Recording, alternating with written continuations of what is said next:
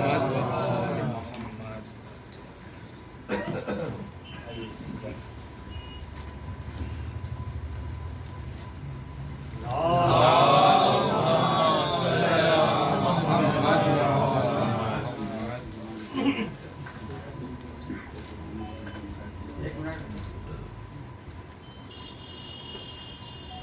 अंजुमन अतफाले अब्बासिया सामाजिक खिदमतों को अंजाम देते हैं। हमारे साथ मौजूद हैं वफा अब्बास साहब। आज एक प्रोग्राम किया गया, आइए जानते हैं किस तरह का वो प्रोग्राम था, थोड़ा बताएं। देखिए, ये प्रोग्राम है सोसाइटी को आपस में कनेक्ट करने का। एक हम लोग जो काम कर रहे हैं, चश्मा या स्कूल फीस या कलेक्टर बिटिया, उसको सही लोगों तक पहुंचाएं, मुस्तहक लोगों तक पहुंचाएं। तो हमारे जो सोर्सेज हम कर रहे हैं, लेकिन हम चाहते हैं कि समाज के हर तबके का, हर सेक्शन का उसमें योगदान हो।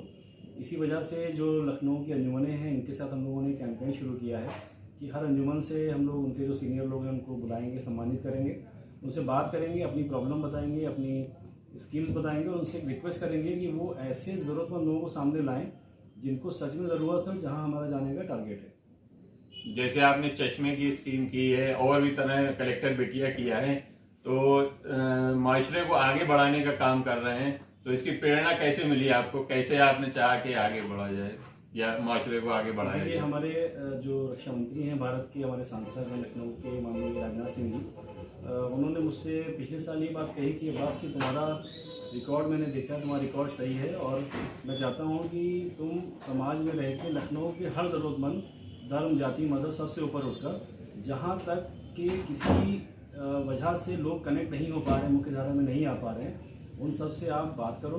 उनके साथ जो भी तुम्हारी फाउंडेशन की स्कीम रहती हैं उसको सही जगह लेके पहुंचाओ और कोशिश करो कि पर्सनली इन्वॉल्व हो, ताकि असली हकदार तक उसकी मदद करो जाके, और उनकी वो समस्याएं जो सरकारी स्तर पर दूर हो सकती हैं वो मेरे सामने लाओ।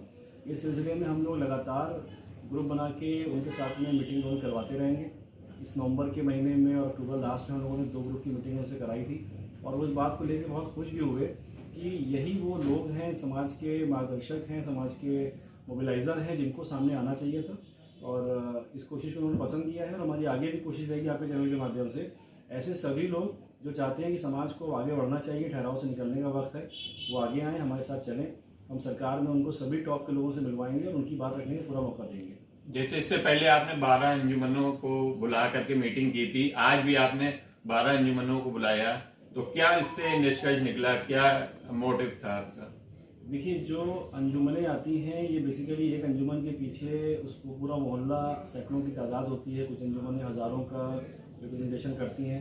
ये सभी बहुत मेहनती लोग होते हैं और इन्हीं की वजह से जो आज़ादारी वापस खुल पाई और जो चीज़ें मुहर्रम अच्छे से मैनेज हो पाता है, उसमें इन अंजुमनों का बहुत बड़ा रोल है।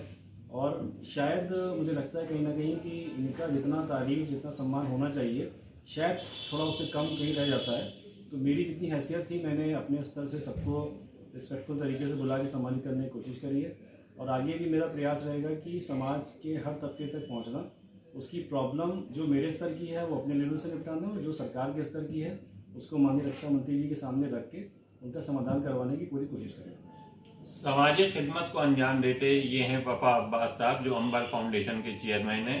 सज्जाद टाइम न्यूज़ से मैं जमाल मिर्जा।